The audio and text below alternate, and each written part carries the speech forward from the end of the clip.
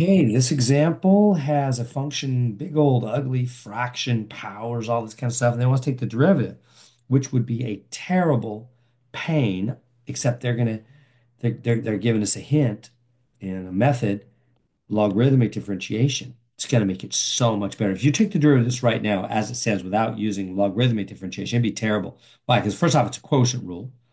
So you got to take the, derivative of the top, which is first, just to begin. That's got product rule inside of quotient rule, and there's powers in there, and then there's things inside of things with chain rule. It'd be quotient rule with product rule mixed in with chain rule mixed in. It would be awful and so hard to get it right. Instead, we'll use logarithmic differentiation. What is that? Step one, you take the ln of both sides. You bring in an ln, a natural log that's not even there, right? There's no log there right now. Take the ln of the left side and the ln of the whole right side. That's logical, right? If two, originally f of x equaled the right side. So if those two things are truly equal, they're the same. Therefore, the natural log of one of them has got to equal the natural log of the other. If they're really equal, then their natural logs have to be equal. That's logical. So we can do that. That's legal and logical. Step two, take the, down here a little bit, use the log properties. Now, do you remember these from pre-calc? Let me give them to you. Number one, property number one is if you have the log of x times y, two things multiplied, that's the log of x plus the log of y. They're added. And second property is if you have the log of two things divided, then that would mean that's the log of the first one minus the log of the second.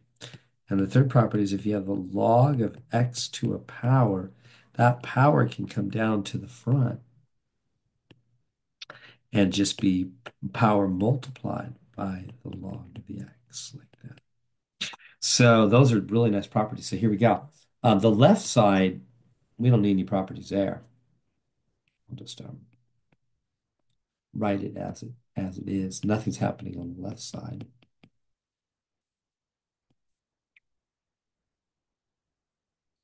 But on the right side, it's going to be wonderful. Here we go. It's going to be ln of x, and that 8 will come down to the front, like that. Plus, and then it's going to be 4 ln of x minus 5, right? Why plus? Because these guys are multiplied right there, huh? And remember the multiply, property one becomes adding between two logs. Now you say, yeah, but you're doing ln. Ln's just a type of log. This is true for any log type, including ln. That's just log base e. That's all ln is a certain base log. So it's going to be true. And yeah, two things multiplied become separate logs added, and the powers come to the front, minus the one on the bottom. Why? Why minus? Because it's divided, right? Dividing the one on the bottom is subtracted, minus ln. Oh, I forgot the 6 is going to come down to the front. Keep trying to change my color.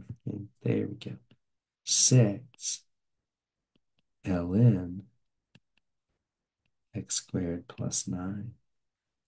Do you see that? Why is that one subtracted? Again, because he's divided. So he's subtracted and his power comes down to the front. So we use those three log properties. That's why we put ln on both sides, so we could then use those properties. Now, why are those properties so great? Well, because now see, it's just three things added and subtracted instead of all this multiplied, divided, and there's no more powers. All the powers are just multiplied numbers in the front. And we know that's super easy for derivatives. It's going to make the derivative so much nicer.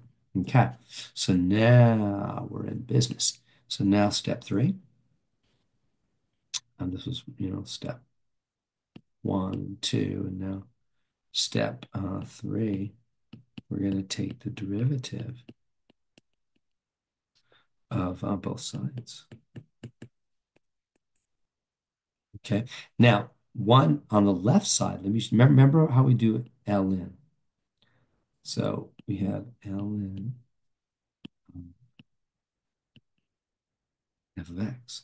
So what's the derivative of that going to be? Well, we've learned the derivative of a log function is always 1 over the argument, right? But don't forget the chain rule times, because the inside is not a simple x, but it's a function of x. The chain rule says don't forget to multiply by the derivative of the inside, f prime, right? The derivative of the inside. And so you can simplify that. That's just this over 1. So it's just going to go to the top. So it's going to be f prime of x over f of x. That's the derivative of the left side every time. So every time you do this logarithmic differentiation. So let's go do that. So that's going to be, the left side's going to be f prime of x over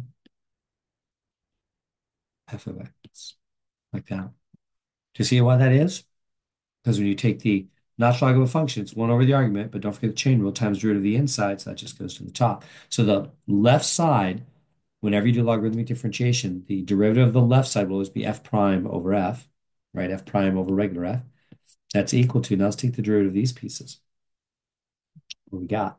Well, the 8 is going to sit there, and derivative of natural log of x is 1 over x. We know that.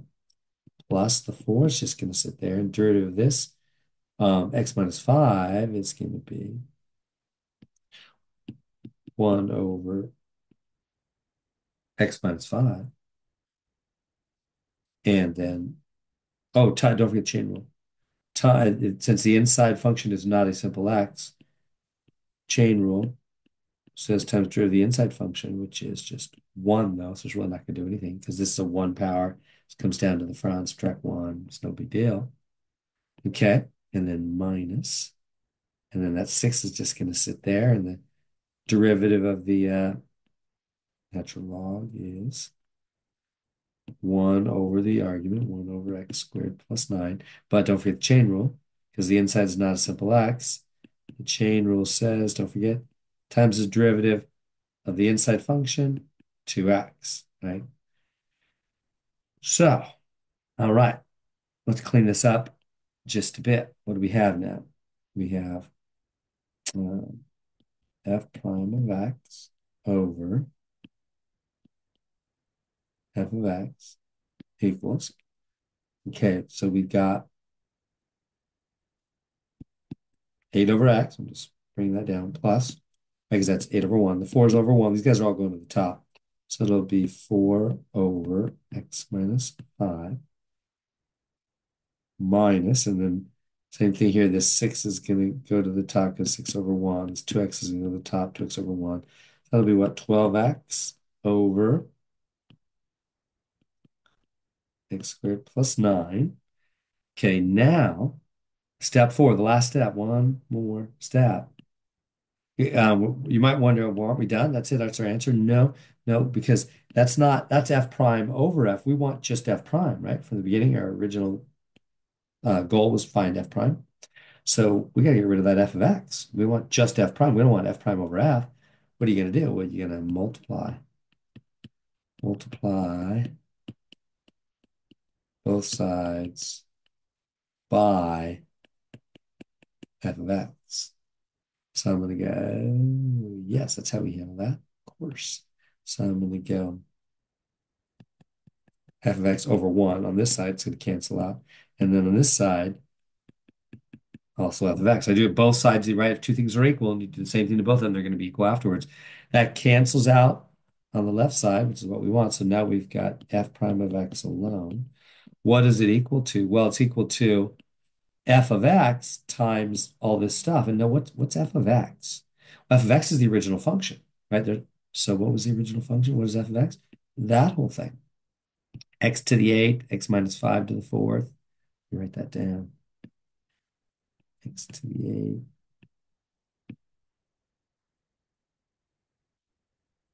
X to the 8. X minus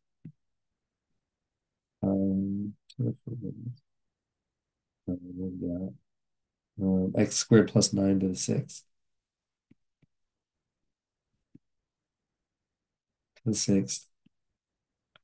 Um, times, okay, what do we have here?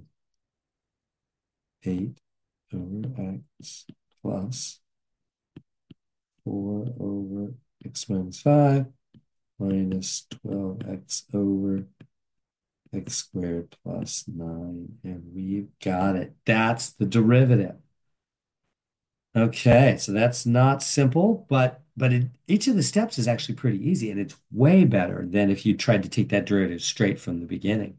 Each of these steps is pretty bite size, and there we've got. Do we have the right answer? We have. It's looking the same to me. Yeah, we got it. And so there we go.